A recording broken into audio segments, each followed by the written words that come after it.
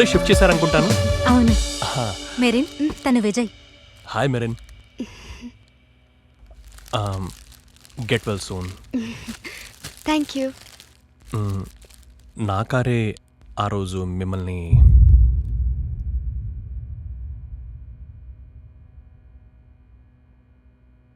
I'm sorry. ఎప్పుడు discharge చేస్తారని చెప్పారు? లేదు, మినిమం ఇంకా 2 వీక్స్ ఉండాల్సి ఉంటుంది. ఓ, తనుగా లేచి కూర్చోవటం, భోంచేయటం తన వల్ల కాదు. తనతో పాటు ఎవరో ఒకరుండాలి. అదే ఇప్పుడు సమస్య. హే, అది పెద్ద ప్రాబ్లం ఏం కాదు. మనం అందరం కలిసి మేనేజ్ చేయొచ్చుగా. నన్ను మీరు ఎప్పుడైనా పిలవచ్చు. Always at your service.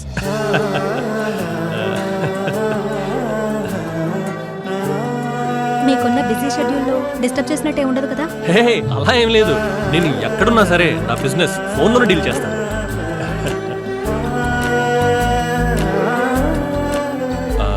మనిషికి డబ్బే ముఖ్యం కాదు, కొంచెం మానవత్వం కూడా ఉండాలి కదా.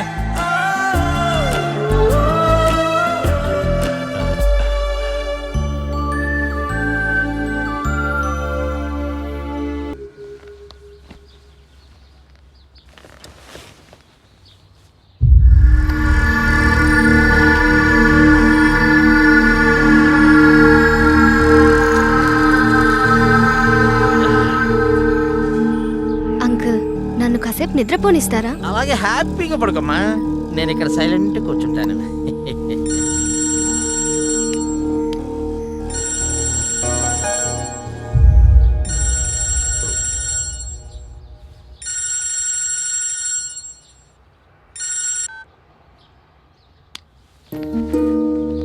ఎవరది?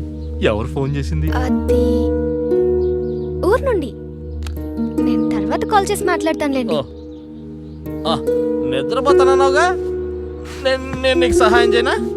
వద్దు వద్దు, పర్వాలేదు, నేను సాయం చేస్తానన్నాగా. మీరేమనుకోకపోతే నాకు కొంచెం వేడి నీళ్ళు తీసుకొచ్చిస్తారా ప్లీజ్? అలా నిజమేంటి, నేను నీకోసం ఏమైనా చేస్తాను. ఇదిగో ఇప్పుడే తీసుకొస్తాను. వీడు 6 అడుగుల బుల్లెట్, వీడు ధైర్యం విసిరిన రాకెట్.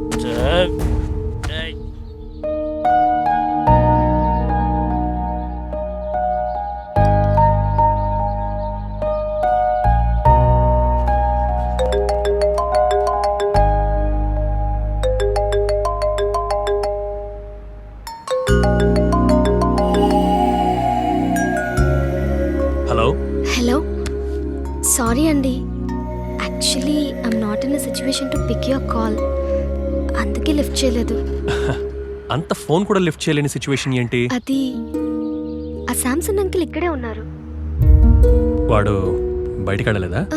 లేదు, అతను ఎక్కడికి పోయట్లేడు. బాగా తాగున్నాడు. అక్కడ ఇంకెవరు లేరా? లేదు, అందరూ డ్యూటీకి వెళ్ళిపోయారు. మెరిన్ కన్నా ఏం సరిపోయిందో చూడు. చాలు చాలు. వద్దు వద్దు వద్దు, ఈ అంకులే స్వయంగా తాగిస్తాడు. వద్దు, నేను తాగుతాను. అదేంటి కన్నా, ఈ అంకుల్ చేత్తో తాగు. అరే, ఎందుకు పంపేశావు? ఏంటమ్మా ఇలా చేసావు? ముందెళ్ళి చైర్లో కూర్చోపో, లేదంటే గ్రేస్ అక్కకు ఫోన్ చేసి చెప్తాను. ఈ రోజు తనకు ఓవర్ టైం డ్యూటీ. అది కాకుండా కాల్ చేసినా రీచ్ అవుతుగా. ఎవరు అదే? ఎవరది? గ్రేస్ అక్క ఏంటుంది? వెళ్ళి డోర్ తీయండి. వద్దులేండి, నేనే వెళ్తాను. వద్దులే, నేనే వెళ్తాను.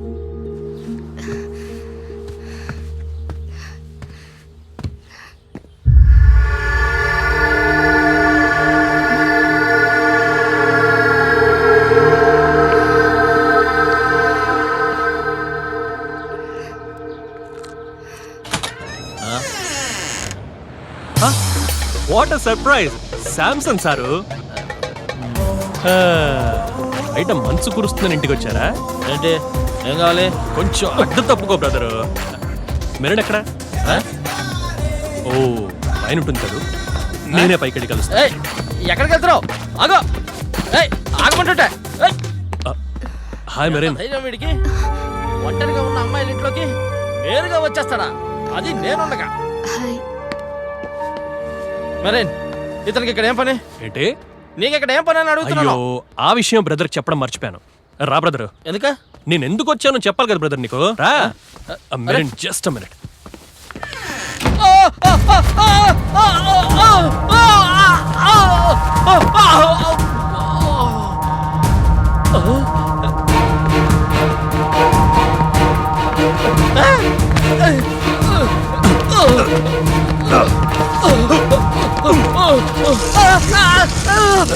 కాలిపోతుంది. బయట బాగా చలిగా ఉంది కదా, అందుకే ఈ హాట్ వాటర్ ట్రీట్మెంట్ కరెక్ట్ గా బ్యాలెన్స్ ఇంకోసారి అమ్మాయి దగ్గర నువ్వు పిచ్చి పిచ్చి వేషాలు వేసావని నాకు తెలిసిందంటే నెక్స్ట్ డే పేపర్ లో నీ చావు వార్త వస్తుంది.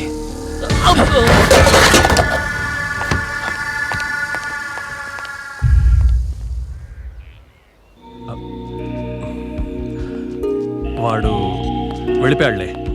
అర్జెంటుగా ఒక మెడిసిన్ తీసుకురావడానికి వెళ్ళాడు. ఎనీహౌ డ్యూటీ నుంచి మీ వాళ్ళెవరైనా వచ్చే వరకు నేను ఇక్కడి నుంచి వెళ్ళలేండి. మరి నువ్వు ఇప్పుడేమో ఆలోచిస్తున్నావో నన్ను చెప్పమంటావా? ఆ శాంసన్ గాడి కన్నా వీడే పెద్ద హింసలాగా ఉన్నాడు అని కదా? అదేం లేదు.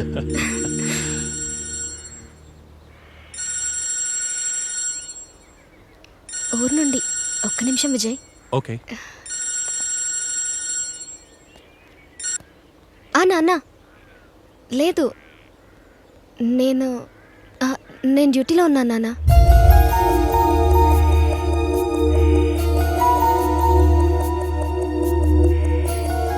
లేదు, ఇంకా అందలేదు.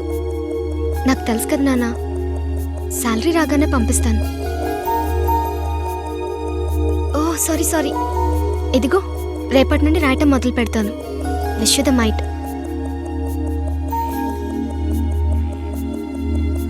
నాన్న నేను మళ్ళీ కాల్ చేస్తాను. ఓకే.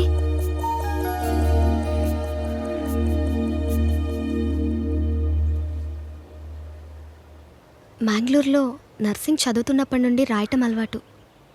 ఎన్నిసార్లు ఫోన్లో మాట్లాడుకున్నా నేను నా చేతులతో స్వయంగా లెటర్ రాయకపోతే నాన్నకి సంతృప్తిగా ఉండదు. అప్పుడు ఈ యాక్సిడెంట్ అయిన విషయం మరి నువ్వు ఇంట్లో చెప్పలేదా? లేదు, నేను చెప్పాలనుకోలేదు విజయ్. కొన్ని సంవత్సరాల క్రిందటి వరకు సొంతంగా 10-12 బస్సులు ఉండేవి మా నాన్నకి. తర్వాత అన్నీ పోయాయి. అమ్మ చనిపోయిన తర్వాత ఆ బాధతో బిజినెస్ పోగొట్టారు. ఆ మాట అంటే ఆయన అసలు ఒప్పుకోరు. ఆ బాధ తట్టుకోలేకపోయినప్పుడు కొన్ని సందర్భాల్లో నాన్న సూసైడ్ చేసుకోవడానికి ట్రై చేశారు. చాలా కాలం తర్వాత నాకు ఉద్యోగం రావడంతో మా నాన్న మనసారా నవ్వటం చూశాను. దీంతో మాకున్న సమస్యలన్నీ తీరిపోతాయని నాన్న నమ్మకం. కానీ ఇప్పుడు ఈ విషయం నాన్నకు తెలిసిందంటే నాకు భయంగా ఉంది విజయ్. నాన్నని తలుచుకుంటే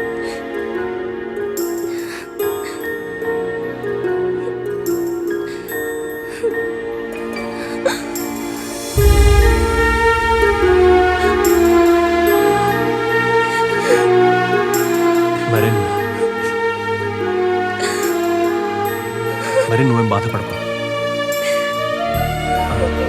నీకెవరు లేరని నువ్వు ఎప్పుడు అనుకోదు మరి.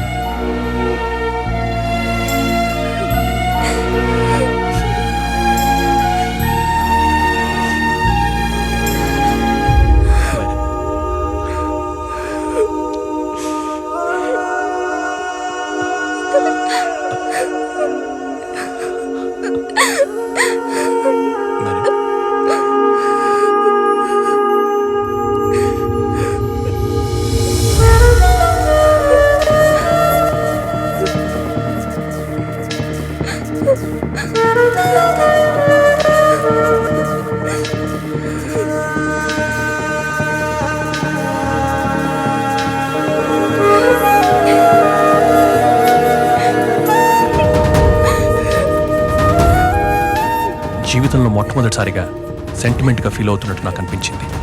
నా ఆలోచనల నిండా మెరీ నిండిపోయినట్లు, మనిషిగా ఒక అడుగు ముందుకేస్తున్నట్లు నాకు అనిపిస్తుంది.